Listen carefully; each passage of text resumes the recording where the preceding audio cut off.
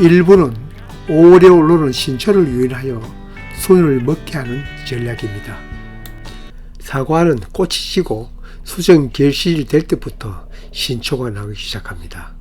이렇게 신초가 나오면 구경만 하고 있어서는 안 된다고 말씀드렸습니다. 한편으로는 적과를 하면서 또 한편으로는 신초를 관리해야 합니다. 신초 관리 방법은 가지를 유인하거나 적심하거나 아니면 제거하거나 그대로 두는 것도 있는데, 가장 먼저 생각해야 할 일은 내년 결과지 만드는 일입니다. 사실 좋은 결과지는 우선 길이 면에서 보면 짧은 단과지가 가장 좋은 결과지이니 신초가 올라오면 결과지 만들기가 다른 것보다 우선이 됩니다. 본 영상은 올라오는 신초 중 결과지를 만드는 것에 초점을 두고 진행해 나가겠습니다. 신초를 그대로 두어도 결과지가 저절로 되는 것도 있겠지만 그건 소수입니다. 많은 영상에서 올라오는 신초를 저처럼 유인추로 이렇게 하향으로 유인을 하거나 아니면 이클립 또는 유인끈으로 유인합니다. 저도 이 말을 듣고 등에 올라오든 옆구리에 올라오든 아님 땅 쪽인 배에 올라오든 낮은 길이의 신초를 유인해 보았습니다. 여기에 보듯이 가지 등에서 위로 똑바로 올라온 것, 흔히들 도장지라고 하죠. 이 도장지를 눕혀서 결과지로 쓴다는 곳 여러 곳에서 보여서 저도 그렇게 해보았죠. 이 등 위에 난 신초는 워낙 세력이 세워서 눕혀도 곧 반발합니다. 눕혀두면 다소 곳이 눕혀져 순이 멈춰야 하는데 이놈은 고개를 빳빳이 들고 다시 2차순 발생 시에 새순이 납니다. 온 동네꾼이 매달려 설록순을 먹게 하여 결과지로 만들었더라도 이렇게 등에 난 가지는 결과지든 그냥 측지든 쓸모가 없습니다. 이런 직립된 도장지는 쓸 데가 딱 하나 있습니다. 결과지로 쓰지 않을 가지를 먼저 설명드릴 수는 없으니 뒤에 얘기 드리고, 이 등에 난 가지 반대 방향이 즉 배에 난 가지도 결과지로 쓸 수 없습니다. 이 하향지는 상향지보다 세력이 너무 약해서 자라지도 않을 뿐더러 과일이 달리도 크지 않습니다. 바로 옆구리에서 나온 신초를 결과지로 만들어야 합니다. 옆구리에 나와서 옆으로 뻗는 신초는 상향지나 하향지의 중간으로 딱 알맞습니다. 또 얘기하듯이 단과지가 좋은 결과지이니 많이 자라기 전에 이렇게 추를 달아놓아 자람을 멈추게 합니다. 자람이 멈추어야 여기에 나중에 이 멈춘 가지의 끝에 꽃눈이 옵니다. 모든 나무는 세우면 자라고 눕히면 성장이 둔합니다. 오늘이 5월 28일 신초 올라올 때부터 유인해 놓은 결과지, 이제 중간 점검을 하러 왔습니다. 여기 보이는 신초들은 모두 끝이 멈추었습니다.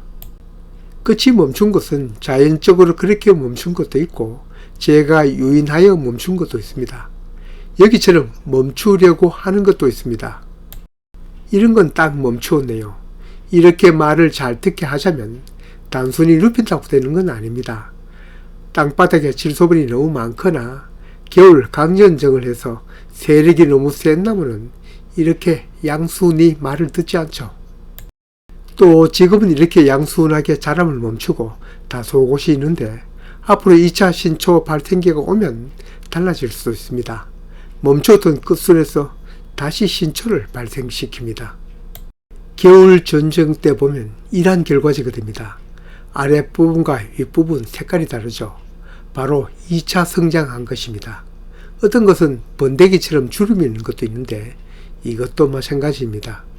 이런 것은 좋은 단가지가 될 순입니다. 지금은 추로 유인해 놓고 있지만 계속 이대로 두면 안 됩니다. 하향되어 있는 터에다 집게로 가지를 압박하니 양분 흐름이 좋지 않습니다. 지금은 자람을 멈추라고 해놓았지만 그대로 가을이나 겨울까지 가면 가지가 이쑤시개처럼 가늘어서 좋은 결과지가 못 됩니다. 2차 발생기가 지나면 풀어주는 것이 좋습니다. 이 시기를 결정하는 것은 여러 번의 유인 작업을 해보면 나름대로 노하우가 생기더군요. 여기에서 1차 순 발생기, 2차 순 발생기 하고 말하는데 대부분 나무는 5월에 1차 순, 6월에 2차 순이 발생하는데 비가 많거나 질소분이 많으면 3차, 4차도 발생합니다. 이런 순은 멎지 않았네요.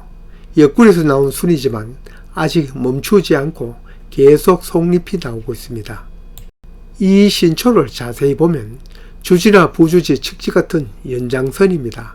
옆으로 수평으로 나오는 신초라도 가지 끝에서 그 가지를 연장하는 신초는 세력이 셉니다.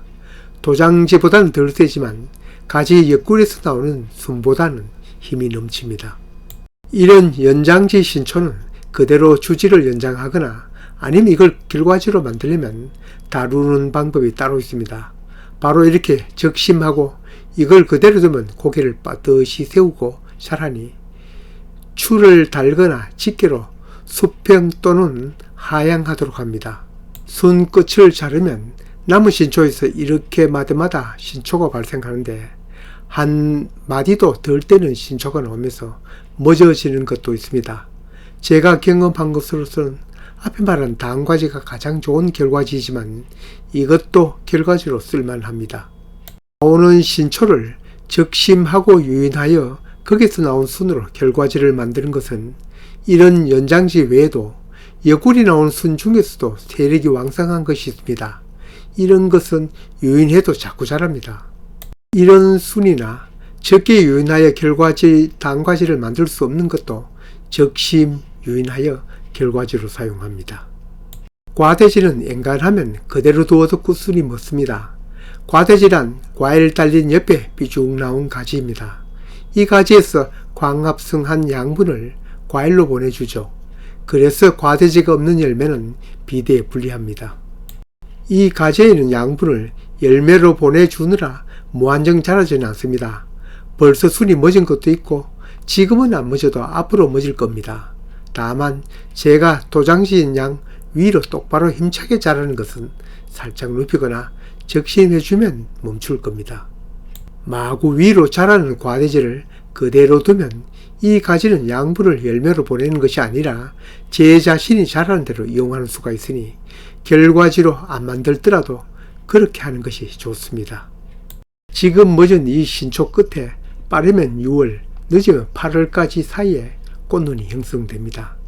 보통 7월 중순까지 형성된 것은 좋은 결과지가 되는데 그 이후로 형성된 것은 별로 좋지 않습니다.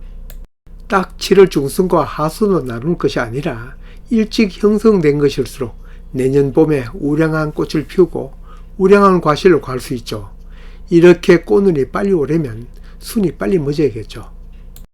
그러니 5월에 나오는 1차 순을 유인하여 결과지로 만들어야 유리하죠.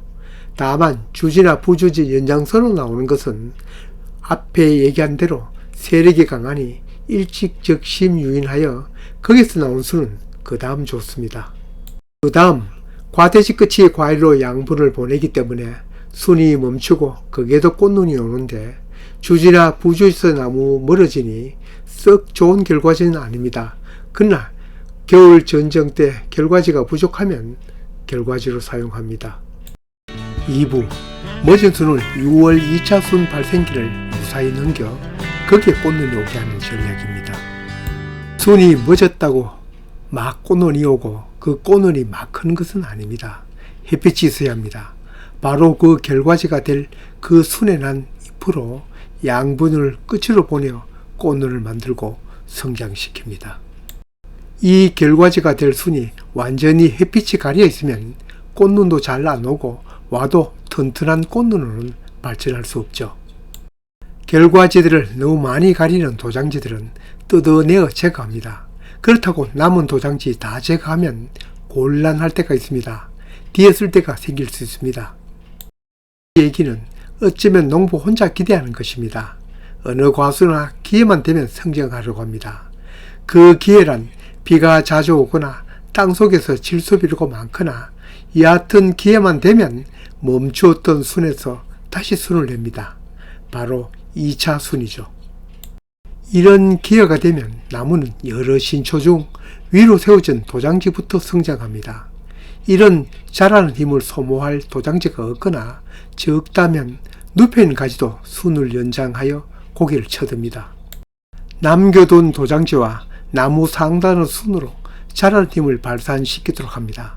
나무 상단에는 정부 수성이 발휘되어 수많은 가지들이 자라고 있습니다. 남겨둔 도장지는 2차 순 자람이 끝나면 토사구팽합니다. 그리고 상단에 신나게 자라는 이 신초들은 가을이나 겨울 전쟁 때 처리합니다. 좋은 꽃눈이 오게 하려면 앞에서 말한 햇빛은 절대 불가결한 것이지만 비료 중 인산도 중요한 역할을 합니다. 토양 속에서도 있어야겠지만 이때는 특히 필요하므로 연면 시비가 도움이 됩니다. 겨울 전쟁을 할 때는 가장 관심 있는 것은 꽃눈입니다. 이때 꽃눈을 보면 그의 농사를 가늠할 수 있고 그 가늠을 하게 되는 원천은 앞에 얘기한 5월부터 시작되는 결과지 유인과 꽃눈 형성입니다.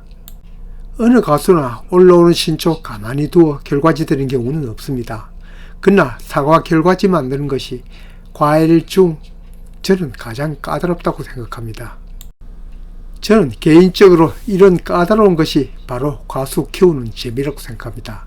뭐든지 너무 쉬우면 지루하고 재미없습니다.